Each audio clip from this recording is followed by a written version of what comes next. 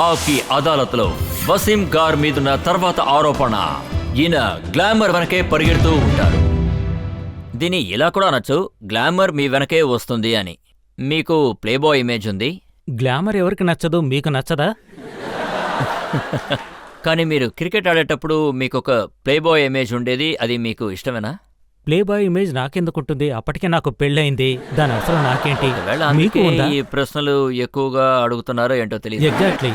కాకుంటే గ్లామర్ విషయంగా కాదు, ఫ్రెండ్స్ తో కలిసి నేను బయటకు వెళ్తుంటాను, అది మామూలే కదా. మీరు వేసుకునే టీషర్ట్ లో big boys play at night అని ఉంటుందని విన్నాను.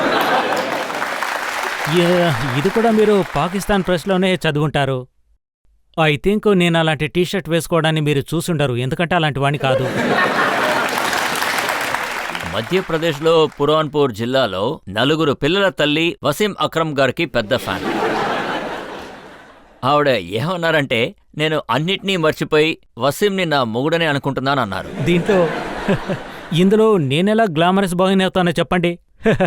లేదు, నేను కూడా ఈ న్యూస్ చూశాను, అలాగే చదివాను కూడా. నేనొక విషయం చెప్పాలనుకుంటున్నాను. ఒకవేళ వాళ్ళు నా ప్రోగ్రాం చూస్తుంటే, నాకు పెళ్ళయింది, 2 పిల్లలు కూడా ఉన్నారు. మీకో పెళ్ళయింది, మీ భర్తకు సహాయం చేయండి, నా ఫోటో చూడకండి.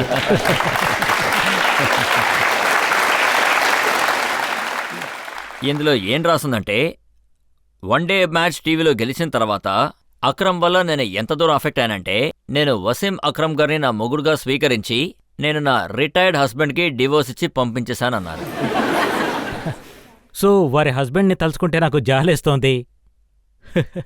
బట్ ఐ థింక్ నేను వారికి ఏం చెప్పదలుచుకున్నానంటే, వారికి రిక్వెస్ట్ చేస్తున్నాను, మీరు మీ 4 పిల్లల్ని చూసుకోండి, అది ఎంతో కష్టంతో కూడుకున్న విషయం.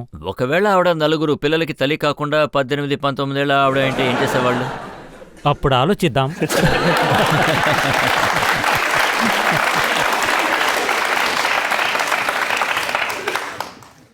నేను ఇది కూడా చదివాను, ఏంటంటే ఒక ఇండియన్ ఫిల్మ్లో మీకొక రోల్ ఆఫర్ చేశారు, అది ఆఫర్ చేసింది పూజా భట్ గారట. అవును, అది ఒక 1.5 year బ్యాక్. అప్పుడు మీరు ఆలోచించలేదా? నేను మిగతా క్రికెటర్స్ సినిమా చూశాను, అది నాకు వీలు కాదు. నేను సచిన్, అజయ్ సినిమా చూశాను, ఒక సినిమా తర్వాత ఆఫర్ రాలేదు. మొహసిన్ ఖాన్ సినిమా చూశాను, సందీప్ పాటిల్ సినిమా చూశాను. యాక్టింగ్ ఈజ్ ఎ ప్రొఫెషన్, అలాగే అది చాలా హార్డ్ ప్రొఫెషన్. క్రికెట్తో పోల్చుకుంటే అది చాలా కష్టమైన ప్రొఫెషన్. మనం దాని గురించి చదువుకోవాలి. ఎలాగంటే మొదట్నుంచి ఇమాజిన్ చేయండి, వసీం అక్రమ్ 40 ఏళ్ల వయసులో క్రికెట్ ఆడుతుంటారు, అతనికి యాక్టింగ్ అంటే ఏమో కూడా తెలీదు. సో ఐ థింక్ ఇది నా టీ కాదు. నాకు యాక్టింగ్ నచ్చుతుంది, అది నా పని కాదు. పర్వాలేదు, మీరు అందరి సినిమాల్లో ధైర్యం చేసి చూస్తారు, కానీ నేను మాత్రం ఒకరి సినిమానే చూడగలిగాను, అది కూడా అరగంటే. అది బిట్స్ అండ్ బాప్లో చూశాను, కొంచెం చూశాను, కానీ చూశాను. కానీ ఒక క్రికెటర్ చేసేటప్పుడు చాలా యాంగ్జైటీగా ఉంటుంది, ఎలా చేశారు అని.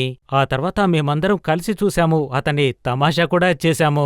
ఆలోచించండి, నేను చేసినట్టయితే నా ఫ్రెండ్స్ కూడా నన్ను ఆ విధంగానే చేసేవారు. ఇప్పుడు మనకి టైం చాలా తక్కువగా ఉంది, త్వరగా ప్రశ్న అడగండి. అదిగో అక్కడ 3rd row అడగండి. అక్రమ్ అంకుల్, ఇప్పటిదాకా ఇండియాలో ఎందుకు మీలాంటి బౌలర్ లేరు? ఏంటి? మీలాంటి ఒక బౌలర్ ఇండియన్ టీంలో లేరు కదా. బాబు, ఇప్పుడు మీకు ఒక కొత్త ప్లేయర్ వస్తున్నాడు. మీకు ఆర్పీ సింగ్, అలాగే ఇర్ఫాన్ పఠాన్, అలాగే జహీర్ ఖాన్ కూడా ఫస్ట్ క్లాస్లో 5 మ్యాచ్ల్లో 30 వికెట్లు తీశారు. ఇప్పుడు వాళ్ళని తీసుకోరు, ఏం చేస్తారు? కానీ మీ దగ్గర బౌలర్స్ ఉన్నారు. ఇండియాలో ఫాస్ట్ బౌలర్స్ లేరని ఎప్పటికీ చెప్పలేము. ఇప్పుడు వికెట్ల ప్రకారం చూసుకుంటే ఫాస్ట్ బౌలర్ వస్తారని నేను చెప్పలేను. ఐ మీన్, టెస్ట్ క్రికెట్లో డెడ్ వికెట్ తీసుకుంటే అది క్రికెట్ అనే చెప్పలేము. స్పిన్నరే అవుట్ చేస్తున్నారు. కానీ ఫాస్ట్ బౌలర్ ఎలా వస్తారు?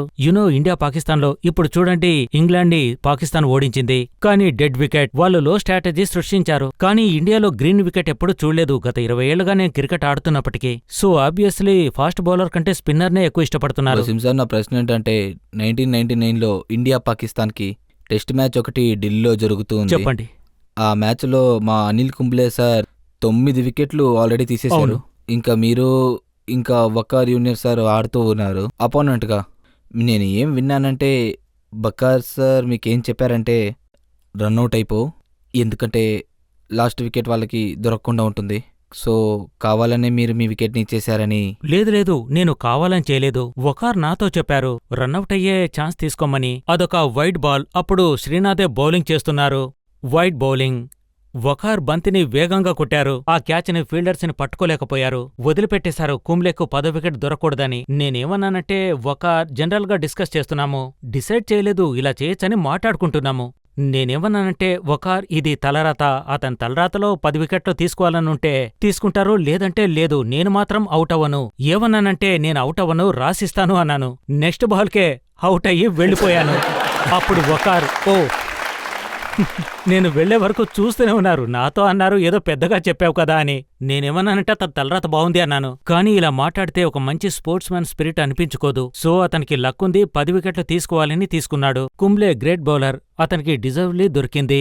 మీరు ఎప్పుడైనా ఇలా అనుకున్నారా, ఇదే నా మిషన్, నా జీవితంలో ఇది నేను ఖచ్చితంగా చేయాలి అని? అంటే ఇప్పుడు నా క్రికెట్ కెరీర్ అయిపోయింది, తర్వాత ఏదైనా? అవును, ఖచ్చితంగా. మీకు తెలుసనుకుంటారు, నేను type 1 diabetic, insulin dependent last 10 years. మా కల్చర్లో డయాబెటిక్ కావడం ఒక లోటు. ప్రజలు దాన్ని దాస్తారు. ఆ జబ్బొచ్చినా సరే మీరు జీవితాన్ని చాలా సంతోషంగా గడపచ్చు. వచ్చింది అంటే బ్లడ్ షుగర్ కంట్రోల్లో ఉంచుకోవాలి, భోజనాన్ని హెల్తీగా చేయండి, ఎక్సర్సైజ్ కూడా చేయండి.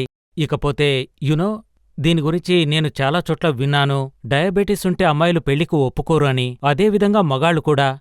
ఇప్పుడు నేను 10 సిటీస్కు బ్రాండ్ అంబాసిడర్గా వెళ్ళాను. Forest diagnostics in India. నేను 10 సిటీస్కు వెళ్ళాను, అన్ని పెద్ద సిటీస్కు వెళ్ళాను, అన్ని రకాల డయాబెటిక్ పిల్లల్ని కలిశాను. ఒక చిన్న కుర్రాడు, 5 ఏళ్ల కుర్రాడు, వాడికి డయాబెటీస్ ఉంది. వాడి జీవితాంతం రోజుకు 3 ఇంజెక్షన్లు తీసుకోవాలి. అదే అతని లైఫ్. దాన్ని మార్చలేము.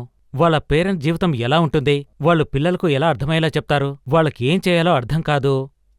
సో పిల్లల్ని కలుసుకొని, డయాబెటిక్ పేషెంట్లని కలుసుకొని వాళ్ళని నేను మోటివేట్ చేస్తాను. ఒకవేళ నేనే జీవితం గడుపుతుంటే మీరెందుకు గడపలేరు అని. ఐ థింక్ ఇంతకంటే పెద్ద పని నేనెప్పటికీ చేయలేనని అనుకుంటున్నాను ఇండియా అండ్ పాకిస్తాన్లో. అయితే మీరు ఏం చెప్పదలుచుకున్నారంటే, క్రికెట్ ఆడేటప్పుడు ఎస్పెషలీ బౌలింగ్ చేసేటప్పుడు బలం, శక్తి కావాల్సి ఉంటుంది అని. ఆ టైంలో మీకు డయాబెటీస్ ఉండిందా? అవును, గత 10 ఏళ్లుగా నాకు డయాబెటీస్ వచ్చినప్పుడు నాకు 31 ఏళ్ళు 97లో. అప్పుడు ఆబ్వియస్లీ నేను చాలా బాధపడ్డాను, నాకే ఎందుకు రావాలి అని. కొంతమంది స్వీట్స్ తింటే వస్తుంది అంటారు, దానికి దీనికి సంబంధమే లేదు. అవేర్నెస్ ఉండాలి. ఎవరైనా లావుగా ఉంటుంది అంటే వస్తారు, కానీ నేను లావుగా లేను. ఎక్సర్సైజ్ చేయకుంటే వస్తుంది అంటారు, కానీ నా పనే ఎక్సర్సైజ్ చేయడం. సో ఇదంతా టోటలీ రాంగ్ కాన్సెప్ట్. నాకే తెలీదు డయాబెటీస్ అంటే ఏంటని. నాకు అర్థమవుతోంది ఇది ఎందుకొస్తుంది, జెనెటికా లేదంటే టెన్షనా అని. ఒకసారి వచ్చిందంటే వాళ్ళకు జీవితాంతం డయాబెటిక్ ఉంటుంది. నా జీవితంలో లక్ష్యం ఏమిటంటే ఎక్కువ కాలం బతకాలి అని. దాని రీజన్ నేను హెల్తీ ఫుడ్ తీసుకుంటాను, అలాగే ఎక్సర్సైజ్ చేస్తాను, అలాగే టెన్షన్ ఫ్రీగా ఉంటాను. ఇదే, అనవసరంగా టెన్షన్ పడను. సో ప్రజలకు ఇదే నేనిచ్చే మెసేజ్. ఇకపోతే మన దేశంలో మల్టీనేషనల్ కంపెనీస్, నేను అనవసరంగా చెప్పడం లేదు, కరెక్ట్గానే చెప్తున్నాను. మల్టీనేషనల్ కంపెనీస్ ప్రజల నుంచి సొమ్ము చేసుకుంటున్నాయి. వాళ్ళు 1% అయినా పేద ప్రజలకు ఇచ్చారు అంటే వాళ్లకు దేవుడి ఆశీర్వాదం దొరుకుతుంది. మన గ్రామాల్లో చూసుకుంటే ఎవరికి డయాబెటిక్ ఉన్నా వాళ్లకు పెయిన్ లేకపోతే, నాకు డయాబెటిక్ వచ్చినప్పుడు పెయిన్ లేదు. పెయిన్ వచ్చిందంటే, కిడ్నీ ఫెయిల్ అయిందంటే జీవితం అయిపోతుంది. సో పాపం వాళ్లకు ఆ విషయం కూడా తెలీదు. ఇండియా పాకిస్తాన్లోని చిన్న చిన్న గ్రామాల్లో వాళ్ళకి ఏం తెలుస్తుంది? సో నా నెక్స్ట్ స్టెప్ ఏంటంటే, ఇండియా పాకిస్తాన్లోని చిన్న చిన్న గ్రామాలకు వెళ్లి డయాబెటీస్ కు సంబంధించిన డాక్టర్ని, కార్డియాలజిస్ట్ ని తీసుకువెళ్లి వాళ్ళని చెక్ చేస్తాము. డయాబెటిక్ ఉన్న వాళ్లకు అక్కడే విషయం చెప్పాలి, వాళ్లకు ట్రీట్మెంట్ ఇవ్వాలి, ఉన్న విషయం చెప్పాలి. ఈ విషయంలో ఒక్క కంపెనీ అయినా ముందుకొచ్చింది అంటే, వాళ్ళ ప్రాఫిట్లో 2% నేషన్కు తిరిగిస్తున్నారు అంటే అది నిజంగా గొప్ప విషయం.